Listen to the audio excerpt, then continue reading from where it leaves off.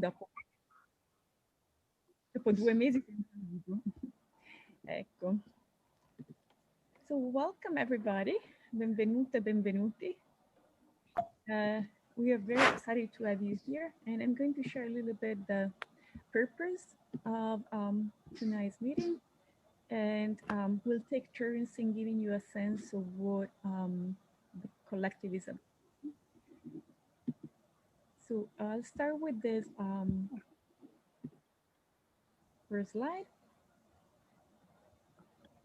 And with the beautiful logo that Alessandro Giammei has designed for us. Tonight we would like to introduce the collective, but also give a sense of the kind of community we hope to create and the type of conversation, crucial conversations that we want to promote and facilitate. We would like to start with a poll, just to get a sense of why you came here tonight. So you will see that popping up on your screen, and I invite you just to click on the of as many as you want.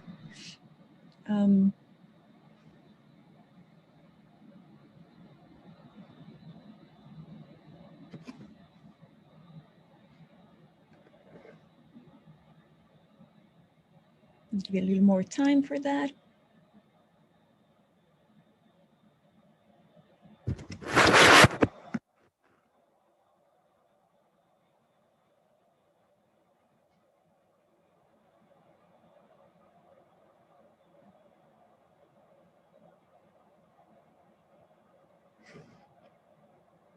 Okay, so 95% voted. I guess you're fine because I didn't vote. So there's a variety of, a range of reasons why you came here tonight. And I see it's predominant, the learn from others, find resources, and changing the narrative of Italian studies. I'm also very interested in the other, and we can discuss it at the end of the meeting. Okay. So again, welcome. And I would like to talk a little bit on how to be. First of all, reminder to be mindful of the space that we take. So in the conversation, to be always aware of our positionality and of promoting everybody's participation, like a shared responsibility. The way we come to be is Adoyo's pose that you can see on the screen. And I'll stop the poll. I think I took it off, right? So in early June, I think Adoyo shared this on her Facebook page, which is a statement in solidarity with the Black Lives Matter champions of justice that quoted Dante Alighieri. And some of us responded. And then we said to each other, we have to do something. And we started calling friends and other people in the field to see what could be done. And we had a first informal meeting. And right away, we were aware of the need to not to speak for the people who be marginalized and to let those voices go heard, not to speak for them, but at the same time, not to make people who were marginalized responsible to perform their own marginalization. So that's something that's been on our mind while we thought of our manifesto and the way we want to proceed. We obviously thought of Deborah Parker because of her seminal intervention at the based on the article you wrote, Deborah, and you will talk about your experience a little later. And we really decided we want to focus on facilitate these critical conversations in a very mindful and aware and matter, focus on self-examination. I'm going to post the link to the manifesto, though I think many of you already saw it, and also a link to subscribe to the group while we chat. But I would like Alessandro now to say a couple of words. Thank you, Alessia. Thank you for your leadership. It always feels like you are always in control of everything, and this makes me feel always very reassured. So my role in this minute is to connect Alessia's introduction to a more in-depth analysis of what is the mission of what we're doing that Kenny's Lyons and Simona Wright will lead in a second. And my linking comment is a sort of emotional premise to why we're here. And I selected 3 feelings or emotions that I think connected us as a group in these months in which we've been discussing, in which we've been meeting, in which we've been working, designing stuff, writing the manifesto. The first is a sort of feeling of not being completely at ease in our own field of studies, which is weird. Being sort of amphibious in this thing that we call Italian studies, but it is very hard to actually specifically define. It's something that I remember Deborah Parker talking about, feeling more at home at the RSA rather than at conferences of Italian studies, or other people talking about the MSA or talking about Kalamazoo, and feeling like being out of the community of Italian studies makes you feel more of an Italianist than when you are in a gathering that is supposed to be your own academic, professional, intellectual home. And a very connected, consequential feeling to this that I feel very strongly is when I teach Italian studies, Italian literature, Italian art, Italian language, and when I have an incredibly brilliant student that is eager to continue doing so and make a home in this field of studies, I want to encourage them. I want to say, yes, do this. There's so many things that you can study. There's so many cool things that you can do. But at the same time, I feel not at ease because I know that they may be discriminated in this field, or they may not considered because of what they look like, because of where they come from, because of their accent, because of their nationality, because of many intersectional aspect of who they are. They may not be welcome in this home, of which at this point I'm an assistant professor. I'm also one of the gatekeepers, really. And so how do you overcome this feeling, this desire to actually welcome people in this field, but also not welcome them in a place where you don't want them to be, where you feel responsible for them not to be. The third and maybe unifying feeling is that Italian studies feels like it is at the same time very provincial and in need of being provincialized. There is a whole mythology that I grew up in Italy, and I have been indoctrinated with it since I was in elementary school, that there is a sort of exceptionality in the language that probably all in this room can speak and read, that there is an exceptionality in the history of the literature, the art, the culture of the very peninsula that most of us deal with on a daily basis.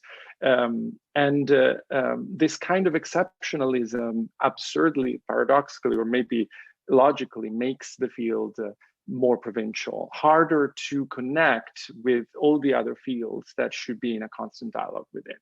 So these are 3 things, 3 problems, 3 clusters of problems that I think all of us who started this collective felt strongly about and couldn't immediately solve with something obvious, with something non-cooperative, with something small. And that's why we came up with the idea of doing something more complicated that Kenise and Simona will illustrate after me. Thank you.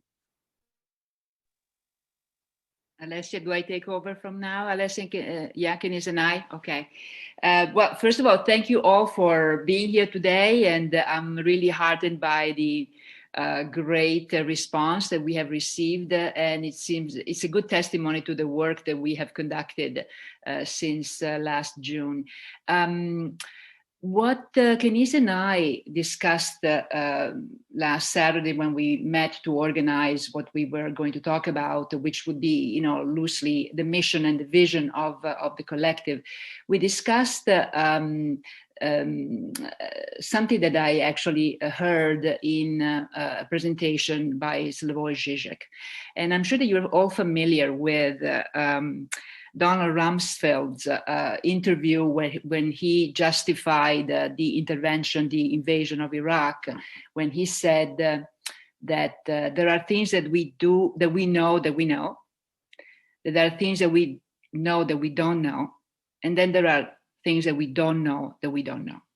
And Zizek said that, well, there's another part of that paradigm, and that is there are things that we don't know that we know. And so if there is one mission of the collective is really to discuss this with a radical self-interrogation of the ideology, which is the things that we don't know that we know in our society. And in particular, as actually Alessandro already mentioned, is this exceptionalism that really we inhabit since the beginning of our life. Our supremacy, our occupying spaces that we feel are legitimately occupied by us, but not by others.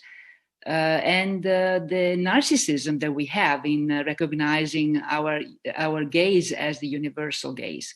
So if there is a mission that is particularly important for the collective, is to actually unveil and unpack this ideology that we breathe, which is the one that makes us not know the things that we do know.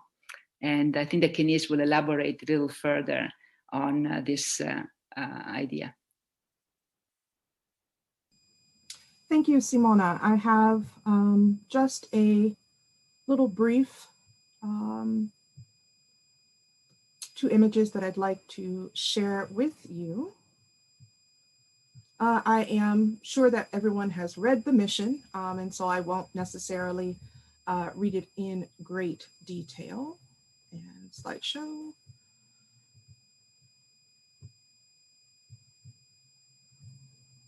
What I would like to do, however, is to really be thinking about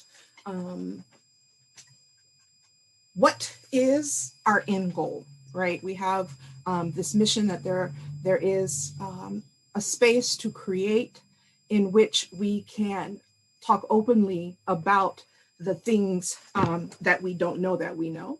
And we are doing that with the purpose of changing the ways in which academics in our field are socialized.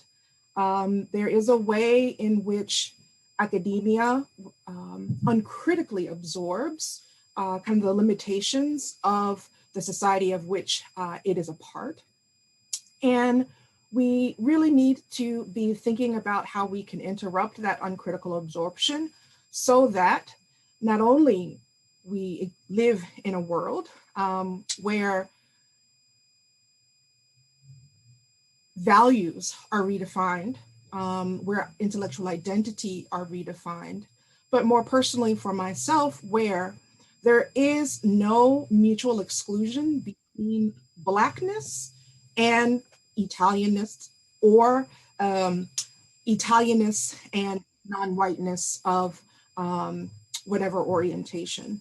I also want to be thinking particularly of this this vision for an academia whose participants have been re-socialized in terms of a post that I saw today on Instagram in honor of Martin Luther King, who I was reminded is someone who was incredibly radical in their apparent docility. And he writes, and I think this is really the essence of what we're trying to do and kind of in this space, taking up his mandate, quote, "A true revolution of values will soon cause us to question the fairness and justice of many of our past and present policies. On the one hand, we are called to play the Good Samaritan on the life's roadside, but that will only be an initial act. One day we must come to see that the whole Jericho road must be transformed so that men and women will not be constantly beaten and robbed as they make their journey on life highway. True compassion is more than flinging a coin to a beggar. it comes to see that an edifice which produces beggars needs restructuring. And that is really what we are trying to do in this space, in this little corner of the world over which we have some agency.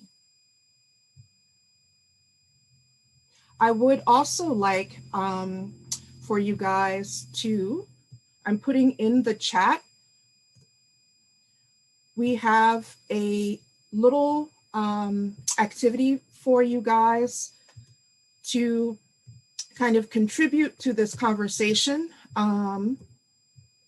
And it is using an app called Padlet, and you don't have to do anything other than just go to the link.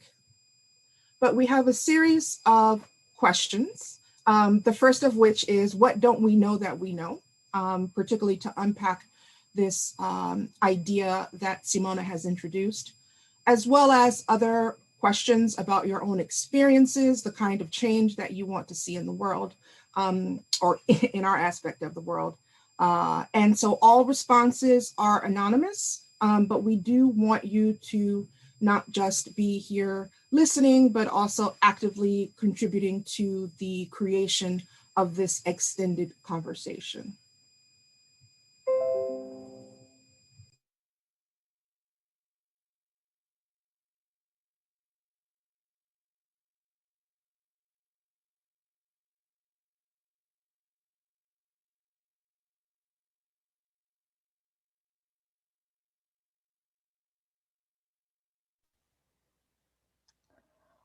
Would you like a moment of silence while we finish that, or shall we continue?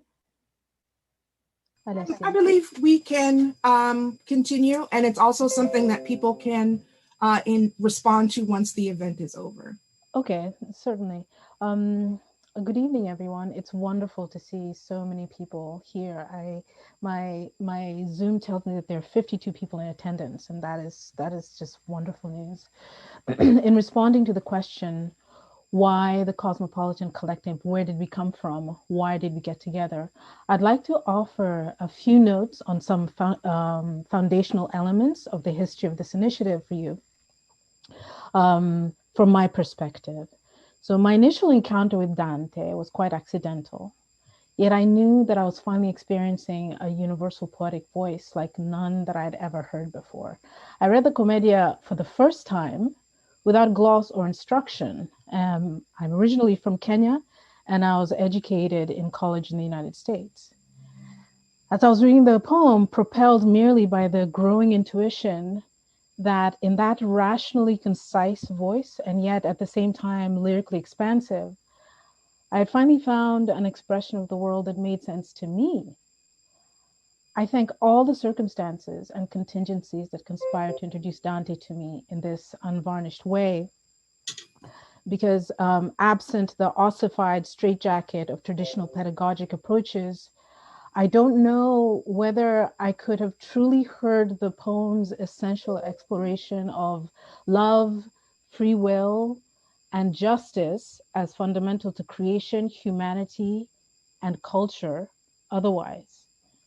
So profound was the poet's voice to me that the moment Colin Kaepernick's symbolic and material activism on behalf of Black Lives Matter in service of justice and against police brutality gained national attention and was met at the same time with resistant backlash back in 2016, I heard echoing behind his kneeling form the voice of Cacciaguida, encouraging Dante to speak truth to power, regardless of the personal cost to him. Kaepernick's actions amplified the work of an initiative founded by 3 women in 2013, Alicia Garza, Patrice Cullors, and Opal Tometi, in response to the acquittal of Trayvon Martin's murderer. I was trained in scholarship of the Commedia, and for me, its discourses on justice throughout the poem consistently pointed to a more meaningful engagement through education, query, and radical self-examination. When Anthony Tamburi invited me to participate in a conference organized by the Calandra Institute in January 2019 on the topic of diversity in Italian studies, which included under its umbrella race, ethnicity, gender, sexuality, and class, I was intellectually primed, yes, but I had a few misgivings because in my experience, institutional diversity left a lot to be desired when it came to love, free will, and perhaps most importantly, justice. I bit my tongue and went anyway, and Anthony will remember my misgivings, since ultimately, every new possibility to listen and ask questions carried the opportunity to engage that I had not yet found in all my years of university experience. The wide range of pedagogy and scholarship that was represented at that conference was inspiring. It was a veritable cosmos of multiplicity that reinvigorated in me that sense of universality that the university was supposed to represent, but that it had stopped representing for some time, from my point of view. The catalyzing element behind that conference was a piece published in Inside Education by University of Virginia professor Deborah Parker, interrogating the state of diversity in Italian studies. Deborah delivered the keynote address in which she engaged readers' responses to the piece. And in the process, she helped set in motion the creative wheels that would eventually bring us all here in this collective. 16 months after that conference took place, in May 2020, George Floyd was murdered. Voices old and new rose up in protest. The Cosmopolitan collective, which already existed in spirit, crystallized. Within Italian studies, it is represented, I believe, in the scholarship of individuals who have labored and continue to work with purposeful intention to contest the iniquities and injustices of the conventional, atavistic provincialism of their respective specialties, the sort of thing that Alessandro was talking about earlier. In closing, allow me to paraphrase Virgilio's words on behalf of all of you who are here today. May you all be welcome, you who champion liberty and justice, which is so dear as he who well knows who gave his life for it. So on that note, it's my pleasure to introduce to everyone Dr. Deborah Parker. Thank you, Catherine, and I'm just so pleased to see so many people show up at our first mixer, and it's just great to see all these faces. I'm not going to say too much about that article, the 2017 article, because I'm assuming that most people have looked at it at some point. What I am going to say is just pick up a few points I made when I gave the keynote for Anthony's Diversifying Italian Studies conference that took place about a year after the article came out. And I never even planned to write the article in the first place when I was invited to this student gala, but I collected other people's stories. And when in the process of doing that, I realized that my experiences were just one of many other stories of minorities who were in Romance languages. When I was hired at the University of Virginia, one of my colleagues said jokingly, and he didn't, I think he meant this in just a humorous sense, so we've hired a Chinese woman from Canada to teach Italian. And, you know, in the course of talking to various people, I heard similar stories. One response that really struck me was the comment section in the Inside Higher Ed article was Catherine's response. Catherine's also Adoyo. And she wrote, "Reading the article makes me wonder whether Africans even have a place at the table." And it took me a while to track her down, but since meeting her and everything, we've been part of the collective. And it's clear to many people, and I won't be the only one who says this, is that Italian studies has really never been diverse. And one thing I wanted to address in the talk for Anthony's meeting was, you know, what can we do about this? How can we make this field more inclusive? And I initially wrote a lot of people, many people didn't even answer me, but I also looked at about 26 websites of Italian departments These are all the ones that offer PhDs in Italian. And I saw so very little diversity. Since I've been in the profession for 35 years, and up to this year, I'd say there's only about 6 or 7 minorities in Italian studies in tenure track positions. Their last 2 job hirings certainly didn't end up hiring anyone of anyone of color. So I think it's really important that we expand the pipeline from the very beginning. I'm going to say some things that many of you are familiar with, but I'm just going to say them again, that from high school to undergrads to the professoriate, we really have to do as much as we can to expand the pipeline and be proactive, ensuring positive experiences of everyone who takes Italian, and we don't end up with ridiculous comments like some Italian professor who is a visiting professor at Berkeley asking, why are all these Asians taking Italian? And we don't need, a lot of people saw Nicole Phillips' New York Times piece published about 2 years ago, entitled "My Very Personal Taste of Racism Abroad." There's a lot that can be done, and all our abroad programs contribute to a huge part of Italy's economy.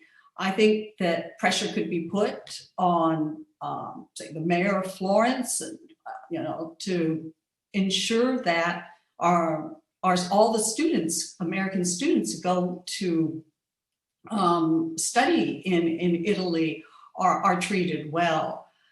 I think the thing that most concerns me is the lack of diversity in the professoriate at the tenure track level. It's hard. Everyone knows just how the humanities and foreign language study is dwindling, but we need to see if we can take advantage of targeted opportunity hires to hire minorities into tenure track positions. And we can target certain parts of the country too, large urban areas, California, and I know a lot of people are making efforts to diversify their teaching. And I think the last thing I may just say is there really an inside perspective that's available only to Peninsular Italians? Any Italian speaks at a remove from medieval, Renaissance, even some modern writers.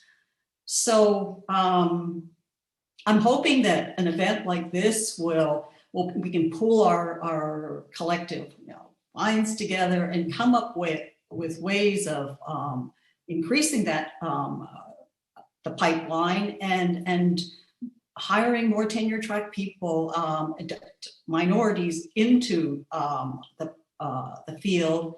And some things have happened already. There have been 2 collectives formed. The AIS has formed a caucus. There was a symposium at Yale. Dennis Looney at the MLA has produced a lot of material as well. And most importantly, there was Anthony's symposium. It was the most diverse gathering of Italianists that I've ever attended, and everyone else who was there felt the same way. But so much remains to be done. And the next speaker will be Anthony. Thank you, Deborah. Thank you also for the compliments about the symposium. The symposium was really a type of, I don't want to say serendipity, it was something I'd been thinking about for many years. And it goes back to really my experience with the topic of dissertation in the 70s and the conversations I had with my professors about who was and was not a valid topic, whether they were alive or dead, whether they were gay or straight. These are some of the things that came up. And I settled, as some of you know, I settled on Palazzeschi and worked on him for a number of years in the first part of my career. But back then, and I'm someone who went to graduate school and who went for a PhD in the 70s. I've sort of surpassed my 40 years in the profession as a full-time faculty member. And today, there has, on the one hand, been more change, but on the other hand, there has not. Because while we can identify some change, and as I look at the screen, or the three screens, we have three screens, which is wonderful to see. As I look at some of the faces and see diversity, and I know that some of the diversity we can't see when we look at it, I know it's there, and I'm enthused by it. I'm enthralled by it. However, I also know that we still, the people in power, and people don't like to use those words in our profession, but the people in power still seem to hire those who quote unquote look like them. And until those of us who are in positions of influence, impact, and power think about hiring people who don't look like us, but are just as good as we are, the progress is going to be slow. That was part of the reason why I decided to do the conference, I called it a symposium, but I guess it turned out to be more than that in 2019. And I think Catherine mentioned George Floyd. When I wrote a couple of months ago the introduction, finally it dawned on me that George Floyd's murder, which has been, of course, the major impact of the last 2 years, came smack dab in the middle of when we did the conference and when I was writing that introduction. And I just thought it was so uncanny for that. But we need to, I said this before when there were just a few of us here, but many of us, and I will say that many of us of my generation have said this, and we've tried to do it. We really need to, quote unquote, deprovincialize Italian studies. And we need to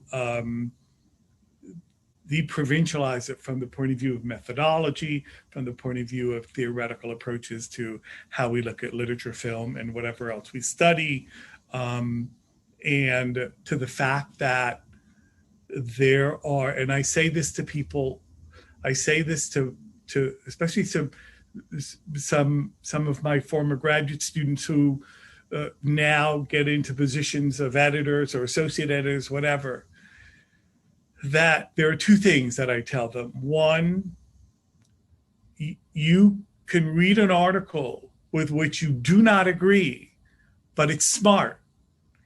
And at that point, it deserves to be published. If it's smart, well organized, and you may not agree with it, it deserves to be published. That's number one. And that is the first sign of some sort of intellectual diversity. And number two, and to think in terms of not how difficult this is, but how we can make this happen. Because the first one means, oh my God, you're already coming with a negative attitude. The second one says, we can get this done. It's going to be hard, but we can get this done. And we have to take that attitude toward hiring, as Deborah said, because hiring is the first step that is going to diversify Italian studies. And I'm going to stop here, but I'm going to suggest that we all think about who's where they come from, what they look like, and think in those terms as we move forward. Thank you.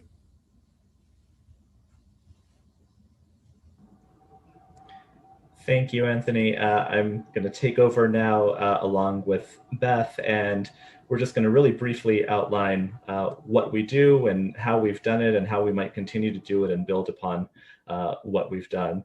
The first thing I want to mention is just the value of dialogue. We've been meeting as a collective since July. We've shared ideas and experiences. And while Beth and I, the two of us, knew each other before, we work in the same field of Dante studies, our work has really grown as a result of these conversations. We both produced essays in the wake of the murder of George Floyd that responded to that event, and we shared them with one another, and we've developed a much more active collaboration and friendship. And that's something that I think we can really take as a model for what we want this collective to be, a space that really fosters those kinds of relationships across all sorts of boundaries. And also across fields as well. I mean, subfields within the discipline of Italian studies. Akash and I, as Akash mentioned, we come from the same subfield of Italian studies, but one of the things that has been a really positive experience for me in working with the collective has been just having the opportunity to talk to others who do not come from my subfield, which we so rarely do in Italian studies. We tend to really sort of marginalize ourselves to within our own subfields as well. And so giving us the chance to work transhistorically and to work in an interdisciplinary fashion has been, for me, really powerful. And in particular, to have these kinds of conversations about matters that are of deeply political and deeply personal importance to us, and to the kind of work that we're doing in our classrooms and the kind of work that we're doing in our scholarship, to be able to have those kinds of conversations with like-minded individuals who are also interested in advocacy on behalf of creating radical change within the field. I think we've done a really powerful job of establishing a framework for collaboration. We all collaborated on producing the manifesto. Some of us took the lead as sort of principal writers of the first draft. Others edited and suggested. We opened Google Docs and allowed comments and so on to really create a dialogue. And then for me, I think one of the most powerful experiences that I've had so far in the collective has been the act of editing the draft once it was complete, that we would get together on a Zoom meeting and painstakingly go through word for word this very short document and decide, is this word actually doing the work that we want it to do? And going through it multiple times, going through it, with different iterations of the group as we, adjust around our own schedules, and then doing it again when we created the translation in Italian. So that for me has been one of the most powerful pieces of the work that we've done, that it has been actual collaborative work, as opposed to kind of paying lip service to collaboration, as I think a lot of us often do in the academy. And likewise, I think one of the really powerful aspects of what we've become over these past few months for me is that we are an intellectual community. We've had a book group, we've been reading Appiah's Cosmopolitanism, and that's something that we're really eager to build on and create that space for intellectual growth together. Members have shared work that they're doing, events that they're organizing, as well as ideas for symposia and volumes and the like. And for me and for many of us, it's important that we work across historical periods, as Beth has already touched on. So many of these conversations around diversity and inclusion and equity, in my mind, have been a little bit oriented towards contemporary matters, and I think that the pre-modern is really important to bring into those conversations as well. So we seek to learn from one another through our scholarship, through our public roles as well, and really kind of trying to build on that idea of putting our work out, not just to one another, not just to our limited community, but to the world at large. Yeah, I completely agree, Akash, and I just wanted to remark on the fact that we're one of the things that we've tried to be cognizant of as a group is that we're not all the same, that we're not all coming from the same set of experiences, that we're not all coming from the same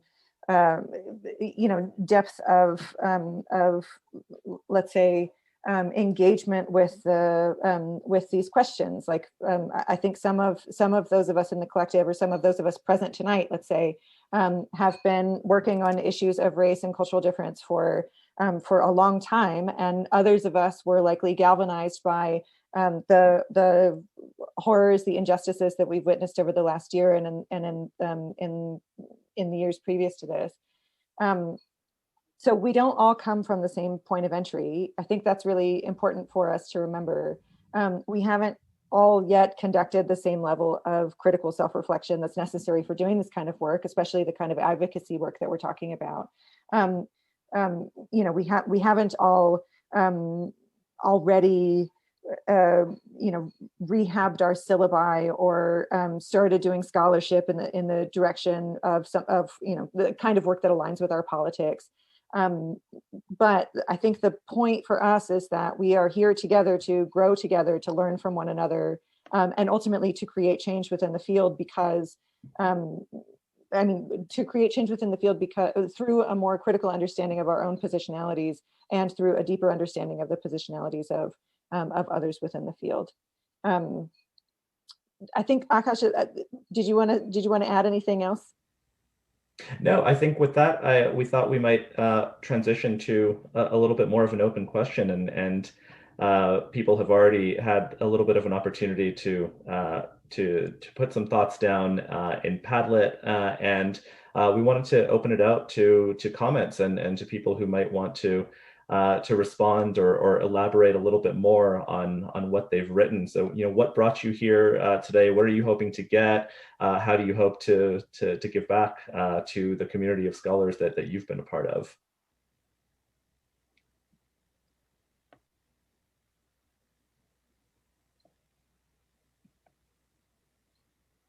I know that we've seen a lot of really terrific comments in the Padlet, and you know, we just would like to invite anyone who chooses to expand on those comments and talk a little bit about why you're here. Can I just offer something while we're waiting for other people to raise their hands? And that is the diversity that we discuss with regard to who is working within Italian studies. We need to think in a parallel manner or a collateral manner about diversity of our curriculum and what we offer, so that maybe we don't read Dante, Petrarca, and Boccaccio in their entirety.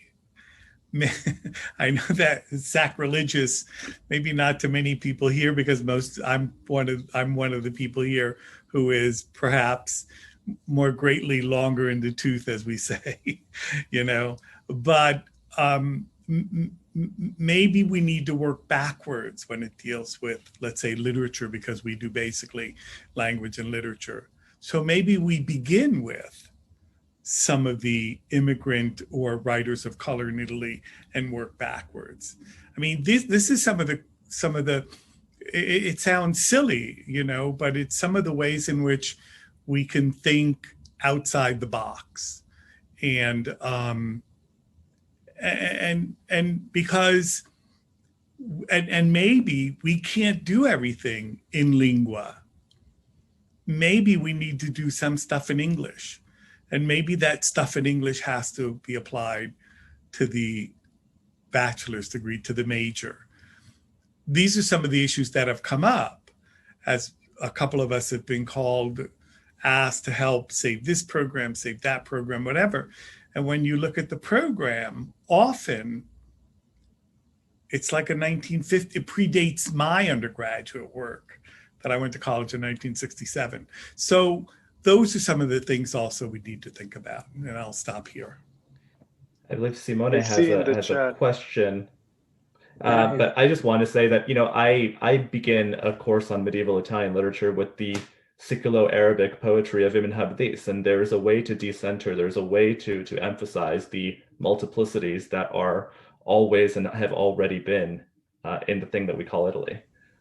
Exactly. Simone, please. Simone? Yeah. Alessandro, you want to say something? No, I go. Okay. Thank you, first of all, for allowing a little space for me. I have a question that's also an invitation to receive marching orders in a way. I stems as a reaction to Beth, to both what Beth said and to the latest comment from Anthony.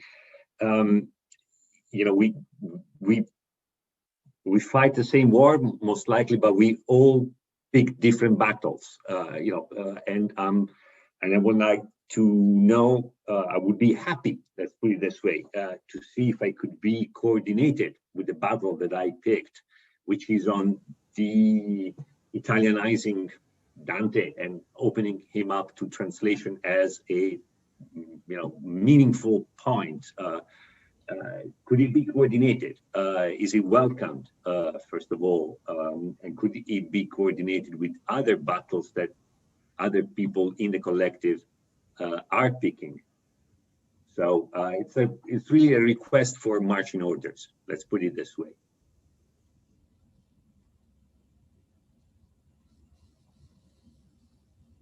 Well, let me just say this. I think that, that's an excellent comment, observation. And I think that one of the things that can come out of this is, what do we think is important? What do we think is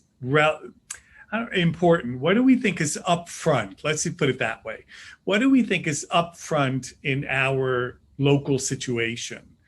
And so let's see where the overlap is.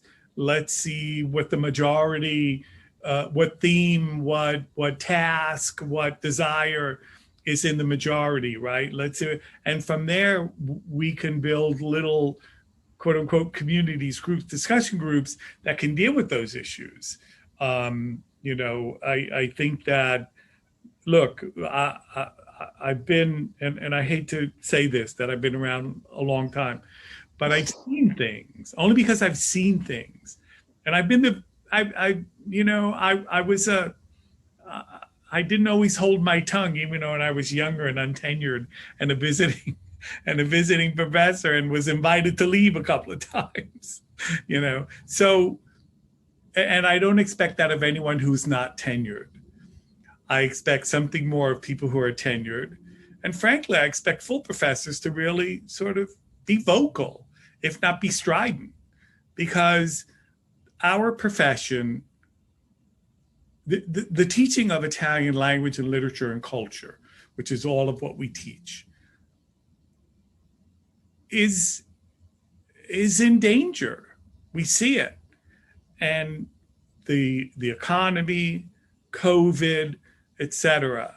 While there are serious issues, there are also university administrations that will take advantage of it and cut programs. We have always been small as programs, and we really and some major institutions have not helped, because some major institutions, and it's a euphemism or it's an allusion to another type of institution, some major institutions have historically limited their faculty to 2 professors, while instead in state institutions, there have been 4 and 5 professors in Italian studies. And so we have that fight as well. And so we all have, and we need to push back on the deans, and we need to make sure we're in the room with the deans when decisions are made. Because as I was told back in the 80s, when one professor said to me, he was then a full professor, and said, "Ma noi lavoriamo dietro le quinte." And I told him the only thing we did dietro le quinte were things we wouldn't do in public, basically, So we have to be in the room where decisions are made. And that really is something that falls on the shoulders of those of us who are full professors.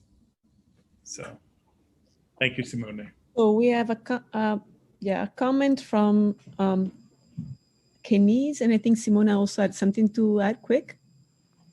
Yeah, Simone, we definitely do have some marching orders, and I don't know, we probably were going to say something about it a little later on in our close, but there is homework for those who are interested in moving forward with us there is a reading that is intended to get everyone thinking about the issues that we are speaking about, particularly when it comes to our teaching.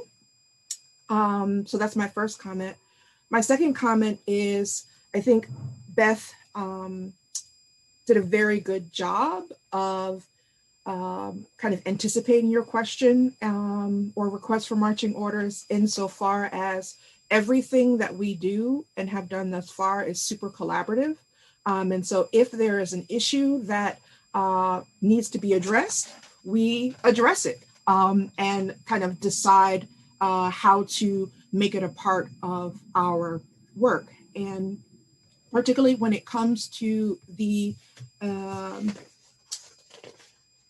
list of action points in the mission, kind of the kinds of activities that we are working on, issues of language and translation is already centered. So there could be definite room for including what you see as your battle.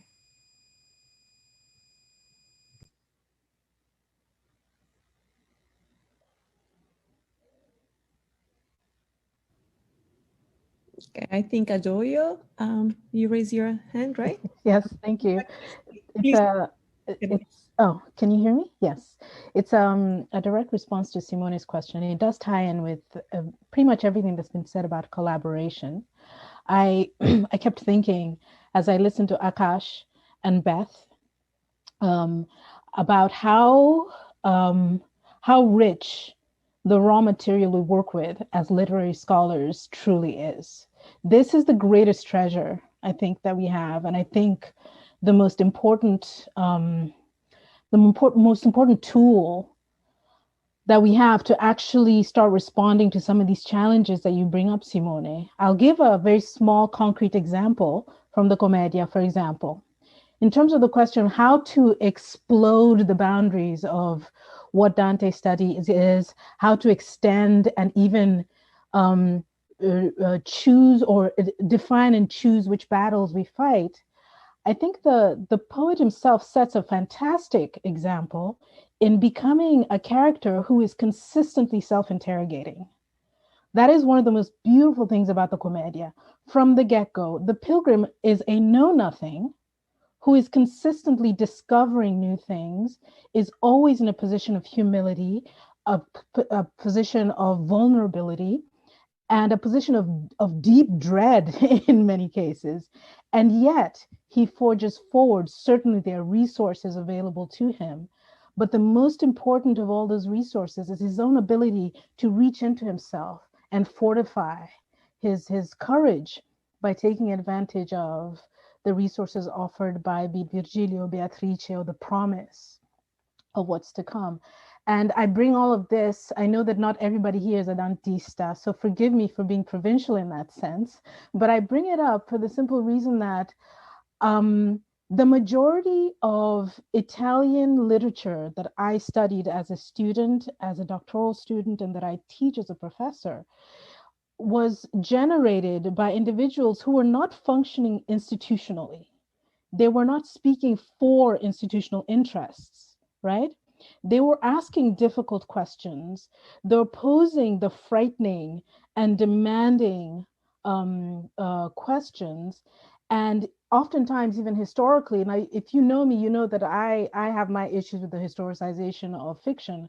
But historically speaking, as individuals who lived in their times, they had skin in the game, so to speak. They were willing to put themselves on the line to get these questions out there, right? To pose these challenges.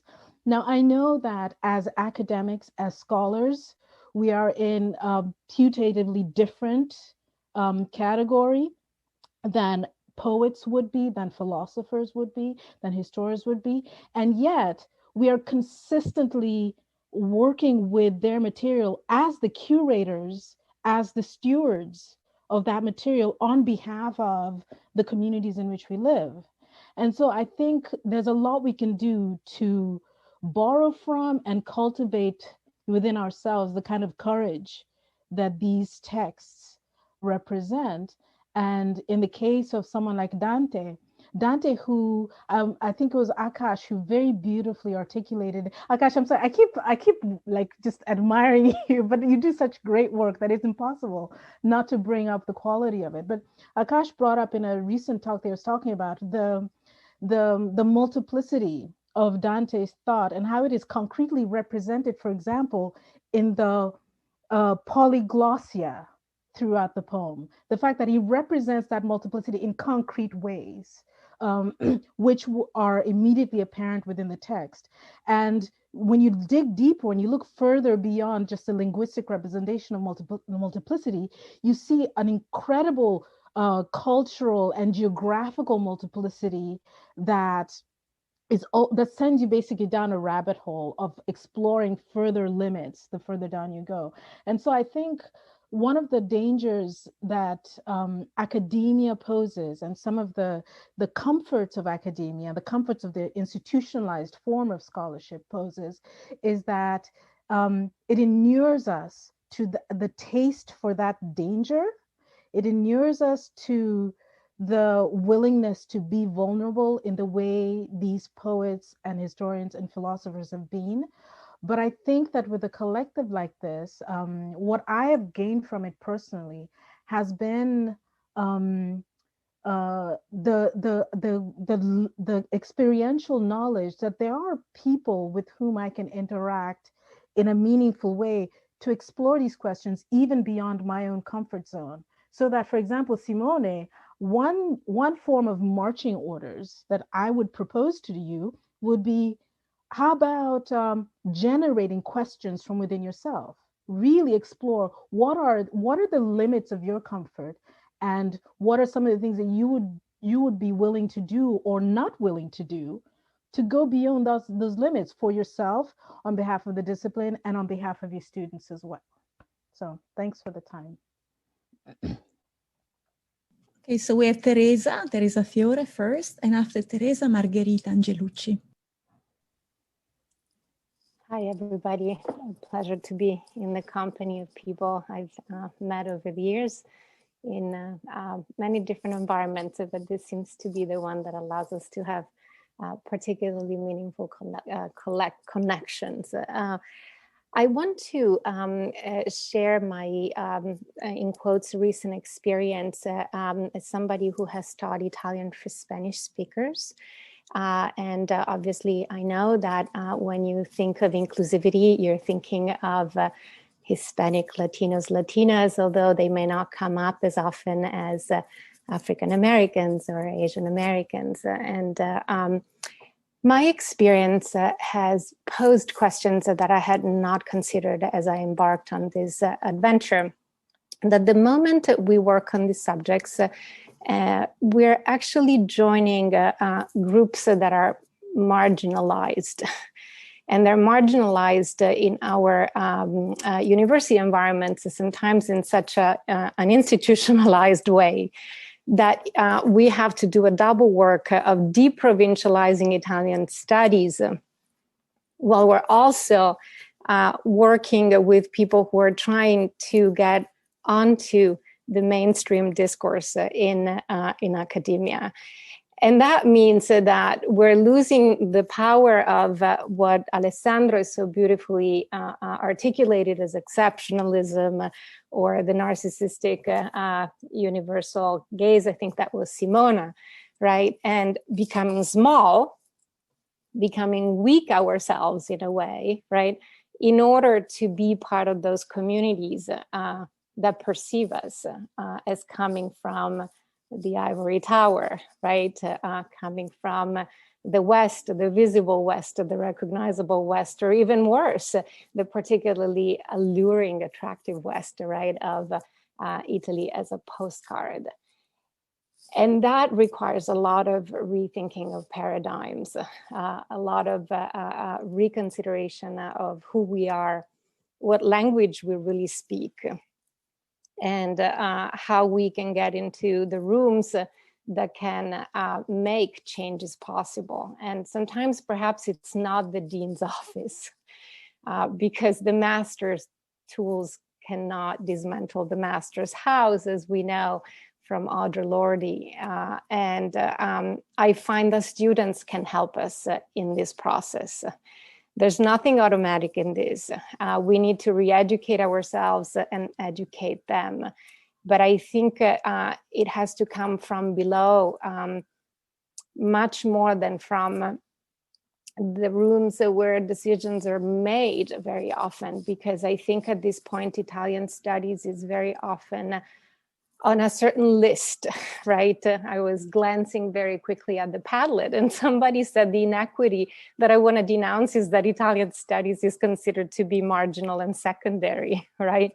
And we know that when we are in departments, right, with French studies, for example, right, and other powerful presences where maybe the same self-interrogation is not going on.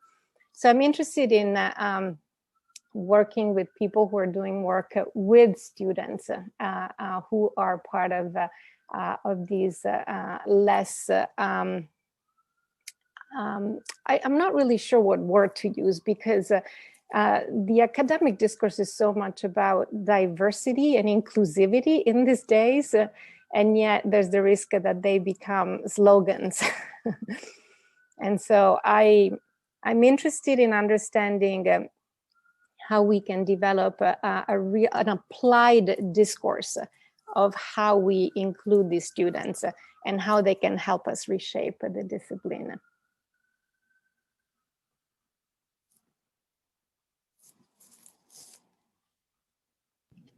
Margherita? Hi everyone, thank you. I'm feeling so grateful and lucky to be part of this discussion today. I'm a newbie in the field of Italian studies. I've only been part of it for the past few years during my PhD, which I'm finishing up at Monash University in Melbourne, in Australia. So I was really attracted today in logging in, I guess, because of this push that you're all showing to change the narrative of Italian studies, which is also something that I became passionate about during my PhD. And I just wanted to raise a point about the name of the group, which is Cosmopolitan Collective, and I found it really interesting when I received the communication about the Zoom call. And but today, looking at the participant lists, I can see that the vast majority of you are based in the US. I don't know most of you, but I did a quick Google search, and I think, like, I don't know what the idea of the founders of this group was, but I think, in my opinion, to broaden the scope of Italian studies is also necessary to include perspectives from a range of countries, from different continents, or Europe, Asia Pacific, South America as well. It's a really big one for Italian studies. So yeah, because obviously there are different issues. For example, we've been talking a lot about how the murder of George Floyd changed a lot of the discussions around race. And it's true, but this has had different impacts in different countries. In Italy, it has taken a certain path, I guess, and there's been the BLM movement Italia, which developed in a certain way. In Australia, with our own issues with the First Nations people, developed in another way. And yeah, so there's different issues, but there's a lot of intersections that we can find. So I know it's hard to reach out to networks that are geographically removed from you, but also because of the time difference. But I think, yeah, it will be, in my opinion, very important. Grazie, Margherita. Now, Alessandro also has to comment. Alessandro Giammei. Yes, I wanted to thank Margherita. I'm so glad that you're here. This is a crucial point and helps me make a general invitation to everyone. I think to respond also to what Simone was asking, one of the most important things that we can do and that we should do is to network, to do like I think it was Keynes who first thought of the first line of the manifesto, which includes the word constellation. And we designed the website so that it reminds us that what a constellation can be in terms of destiny, in terms of arbitrariness, but also of connection. One of the most important things that we can do is to invite into this conversation people that we know and that other people in this room wouldn't know. Part of this is internationalizing. So in Australia, that's amazing. In the UK, in non-English speaking environments, I sent the invitation to a scholar in China who does Italian studies in Beijing, and they're couldn't come because of the hour, but they will be part of this conversation. It is important that we try to be an element of this in a non-centralized way, in a, I don't know, is it grassroots, like whatever, in a rhizomatic way, so that we bring into the conversation the people that we want to have into the conversation of Italian studies. And this is not just about nationality and backgrounds, it is also about other fields of what we call academia. Some of the best Italianists that I know, some of the Italians that I admire the most are not in departments of Italian studies, of French and Italian, of Romance languages. Natalie Zemon-Davis, like I can think of incredible people that determine the way I do Italian studies, that are in departments of history, that are in departments of art history, that are in departments of music, that are in departments of critical race theory, and they work on things that we forget are part of whatever it is that we do. Because as Akash was saying before, we don't need to start from the recent past in order to see Italian studies as a story that is not just Dante, Petrarca, and Boccaccio. And even in Dante, Petrarca, and Boccaccio, it's not just what everyone always does with these names. We have the course that I teach that is titled Black Queer Jewish Italy is basically a Renaissance survey. Because most of the readings do not come from the scholarship of people in the traditional field of Italian studies, but come from close by fields that are perceived as different fields, but they're not. So my invitation for everyone is to invite, is to involve, to call for the help and the contribute and the presence of people that they admire, students that they mentor, for instance, that are in departments, nations, and fields outside of those that are usually represented. The best student, Simone knows this, the best students that I had at Princeton now are graduate students, none of them in a department of Italian studies, but they are Italianists, and I'm proud of the way they are Italianists. And most of the students that I am advising now, undergraduate students at Bryn Mawr College, are planning to go to graduate school not in departments of Italian. And I don't think we should be worried about this. I think we should hybridize. No, I think we should reach out of the limits of the field, because this enriches the field, whatever the field is, and makes it more relevant for everyone. And as Teresa was saying, also more relevant in the ecosystem of any university. If Italianists are internationally connected and within the institution, they're truly connected to other realities in the academia. Not just, we once did a course that was cross-listed with comparative literature, but literally, like, we recognize as part of our field people in other departments, people that maybe do not even speak Italian, but speak the language of Renaissance architecture, but understand Baroque music better than any Italianist, purely literary or purely linguistically does. Then I think our field becomes stronger in its smallness. Great, thank you, Alessandro, and everybody who participated. I'm extremely overwhelmed by the information and the excitement for tonight. I hope many others would feel the same. My brain is just exploding with ideas and excitement. And there's so much more to say though. And we hope that many of you will join the next meeting. So a couple of things. If you join the Google group, I put the link at the beginning of the meeting. That's how you get the mailing list with the information on the next meeting. And then we'll keep an eye on the Padlet. Please keep on adding whatever you want to say or continue the conversation on the Padlet wall, and then we can follow up at the next meeting. We plan to meet monthly, roughly, and we'll also be thinking about time zones, Margherita, so we can think about different areas in the world.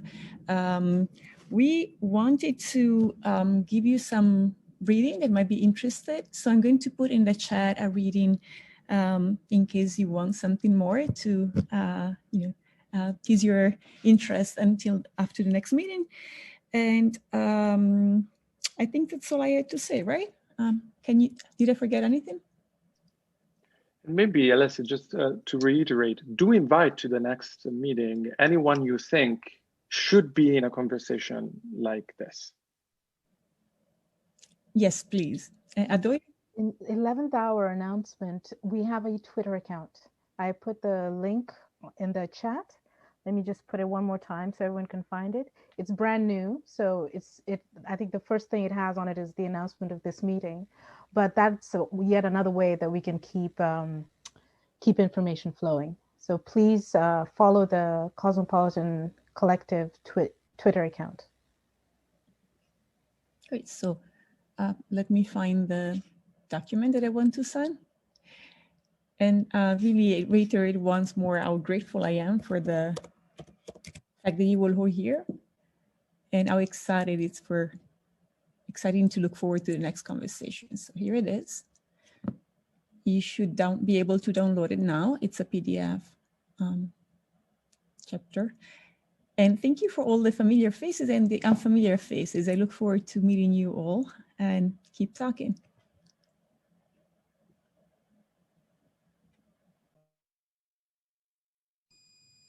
I had a question. Oh, sorry. Did you have your hand raised? Who? Okay, nobody. Simona. Simona had her hand raised. Yeah. Sorry, Simona.